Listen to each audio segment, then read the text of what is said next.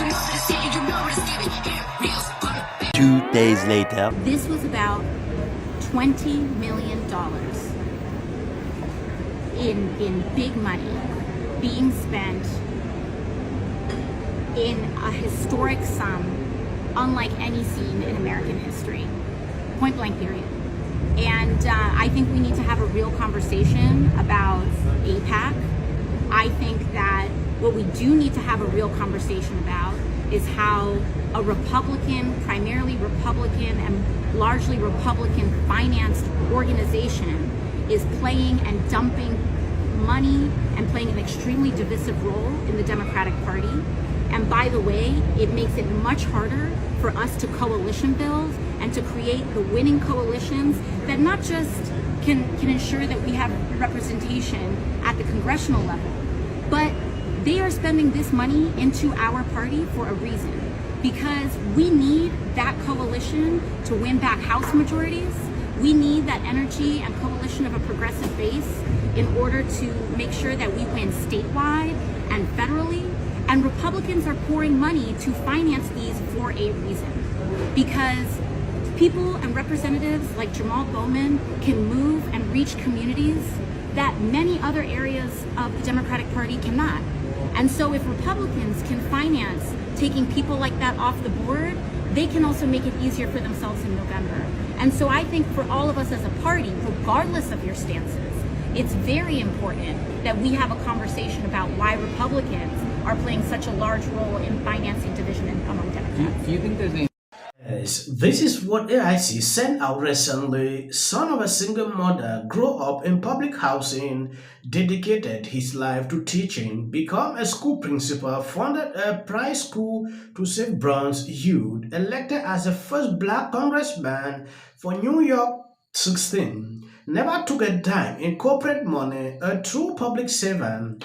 A lot of liberals are melting down, particularly. This is what this guy said. If you are on the left and you are upset about how AIPAC bought Jamaal Bowman said today, understand that that's what every large donor does. For every seed, money in politics is poison. That is why almost no one in Congress saves us anymore. They save donors and corporate lobbies. You can see the murder going on. A lot of people, actually, even Republicans, never wanted this guy for what he has done. The kind of videos he put out about Trump and that fire alarm. People said he ought to have been removed in Congress. So this should be an opportunity to fire him up. See the difference? And why Jamaal lost his election was because of AIPAC. I disagree. Meet Congresswoman Summer Lee from Pennsylvania. When it comes to her district, she has one of the largest Jewish populations in Pennsylvania. Summer Lee also spoke out against Israel. AIPAC, along with other pro-Israel groups, when it came to Lee and her primaries, they tried to come after her, but they backed down. Because she has strong support in her district, she supports most of Biden's domestic agenda, and she's willing to work across party lines. They also admitted that she has proven to be sensitive towards some of their concerns. Congressman Dave Min from California, he's not a squad member, but he too has been a critic of Israel. So AIPAC came after him during his primaries, and he was reelected. Once again, Jamaal has one of the largest Jewish population in his district. When you make comments like this, you alienate your voters. For an example, J Street is a left-wing Jewish lobbying group who supported Jamaal, but because of his rhetoric, they took their endorsement away. Some are saying that the infrastructure bill had nothing to do with infrastructure. That's a lie. So when he voted no against rebuilding roads and bridges in his district. When it comes to George Latimer, guess what? His face is extremely well known.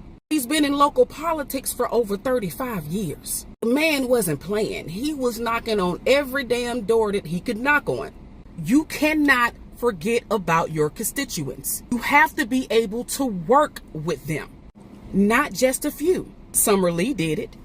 Dave Min did it. You have to take care of your voters. that person out. That's not a big surprise. I think more importantly is if you drill down and look at how this race actually took shape, the messaging in this race, the attacks against Bowman had way more to do with the fact that he voted against Biden's infrastructure plan and other initiatives than Israel. That's what the ads were about. The ads were about how this guy was just out of touch with his district and wasn't catering to the needs of the district. Denise knows this. As someone who ran for Congress, it is so important to actually be in lockstep with your voters. I think what we saw with Bowman was someone who just went far outside the mainstream of his own district and got beaten by a local person with a local track record, with local elected office experience. That was the recipe for victory there. A lot of times in primaries like this, you see people kind of airdrop in and try to primary somebody who don't have that relationship with the constituency in the district. That's not the case here. That's why Bowman lost. It had a lot less to do with Israel than people think it does, because the messaging of the race, all the ads, they were about Bowman not voting for the Biden infrastructure bill. You got to speak with a vocabulary that's deemed edible, like for all crowds. If it's kids, if it's old people, you gotta speak with a vocabulary that's just like we can relate to. All the cursing, profanity, all the extraness, it's not needed because you're a man that's representing. Yes, I believe you've seen that aspect of him where even black people criticize it. Like, you don't talk to people like that. You must not be arrogant. You must not be harsh. Be soft. Pass your message without insulting. Find a way to come together.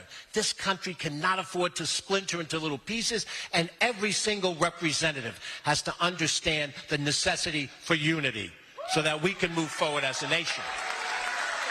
I always tell the story about how Amy Paulin could accomplish things that I couldn't accomplish, but I served alongside very talented people in Albany. And then I had the opportunity to come before you to ask you to get the opportunity to run this government of the county. This $2.4 billion budget, these 4,200 employees.